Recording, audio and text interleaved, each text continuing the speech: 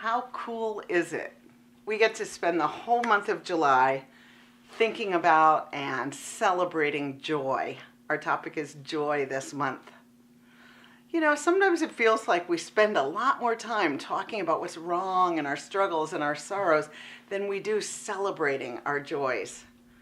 Every week when we share our joys and sorrows, we say something along the lines of, sorrow shared is sorrow divided, and joy shared is joy multiplied. Today I want to talk a little bit about how that actually works to multiply joy. How do we magnify joy? How do we grow it? How do we make it better? So first of all, I want to say that we're kind of embarrassed to really magnify joy, a lot of us. I live in Minnesota. It's a very quiet culture. You know, they say that the emotional range goes from if you just got hit by a car and someone says, "How are you?" you say, "Not too good." And if you just won the lottery and someone says, "How are you?" you say, "Not too bad."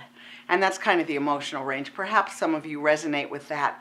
But what would it be for us to say, "I'm fantastic"? What if we had personalities more like we did when we were young, when so many little kids, you know, you come home at night and your little kid just comes running from the edge of the house going, "Mommy, mommy, mommy," as opposed to the teen who you say, "Hello, I'm home," and they go, Why is it that we learn to mute our joy, and what can we do to get it back? That's what I want to talk about today.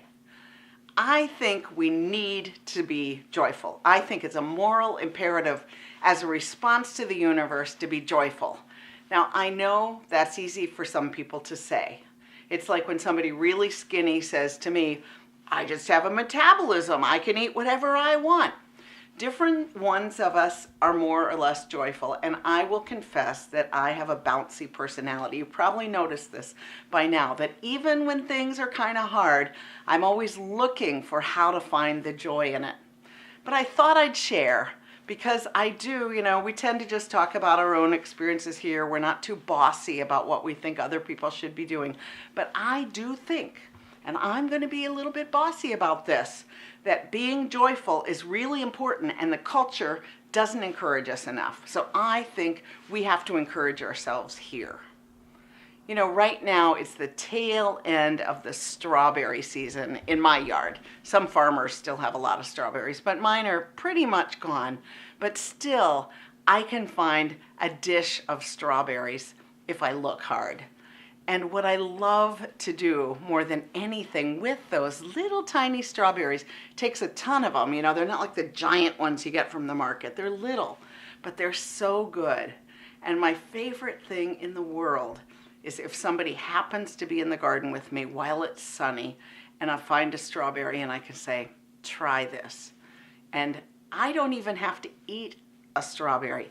I can simply stand and watch them eat it and go, oh, that is a good strawberry. And I get joy from that. So one of the things that we can do to magnify joy is to give it away. It's a funny thing, the more we give it away, the more we have. And that's not what our culture tells us. Our culture tells us we need to hold tight to what we have or someone will take us. And already, when we're holding tight, we've gone from expansive and joyful to kind of miserable because we're worried about how we might lose it. I could go into the strawberry patch and grieve that most of the strawberries are gone, or be really upset about how many of them the squirrels or the rabbits have eaten, or the birds. But instead, if I go in with an eye towards delight, with an eye towards not only finding berries, but having them to share with other people, taking time to imagine who I might share them with, that magnifies the joy. Giving away what makes us joyful creates more joy. Another thing I find really creates more joy is to plan for it. So on days that are going to be really stressful, I will think to myself, where can I find joy today?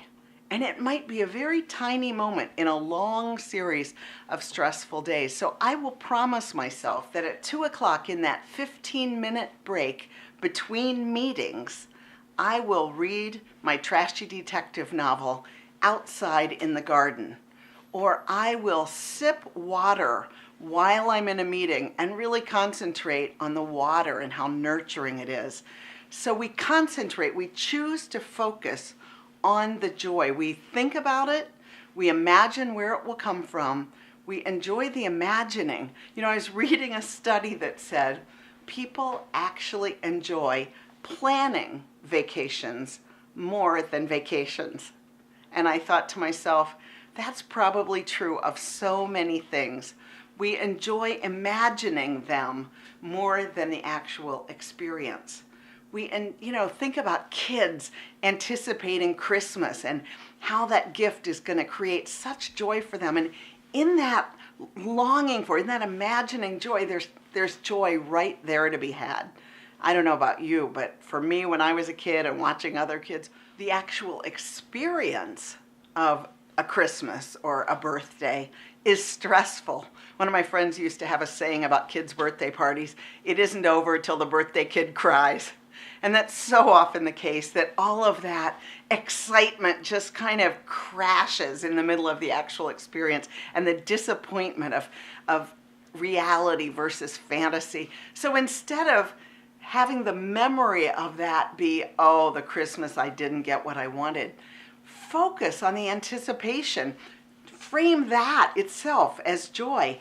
Now I'm going to look forward to my vacation. Now I'm going to look forward to time off, and really claim that experience as joyful. So give it away, give it to other people. Make time to plan for joy. And third, claim the anticipation of joy as joy itself. Those are 3 little tips I've found to be helpful, very practical tips, and I encourage you to share what you've learned about being more joyful. I think we have an obligation, if we are living in the love that we say is so big in this universe, I think we have an obligation to be happy. And if we're not, and I understand that some people suffer from clinical depression or other kind of brain chemistry that, joy is really unreachable. And I understand that there are times of deep sadness for everyone. But even in the sadness, so often there's joy. So often there is nothing like a good laugh when you're so sad. So often the joy is right there in the universe with everything else. As I'm filming, it just started pouring, and that's a perfect thing to do because I wanted to talk about finding joy in really difficult times. I was so moved by a woman named Gerda Wiseman Klein several years ago. She was the feature of a documentary called One Survivor Remembers that won an Oscar in 2009. And when she got up to speak, she named a lot of names of the people she loved who did not survive the concentration camps where she spent her young years. And after she named those names, she said, "They will never know the joy of a boring evening at home." I thought that was so profound. I went to her website because I was so curious about her. She had such an amazing presence. And when I got there, I found this story about sharing berries.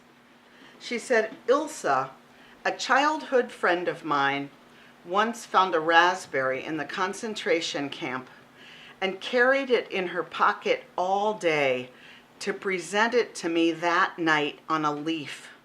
Imagine a world in which your entire possession is one raspberry and you give it to a friend." Ilsa knew how to find joy through giving, even in the worst circumstances. Had she found that raspberry and quickly crammed it in her mouth, the joy would have been gone almost immediately. She knew how to take a raspberry and find joy in it, not just all day, but 60 years later, her friend is still savoring that joy.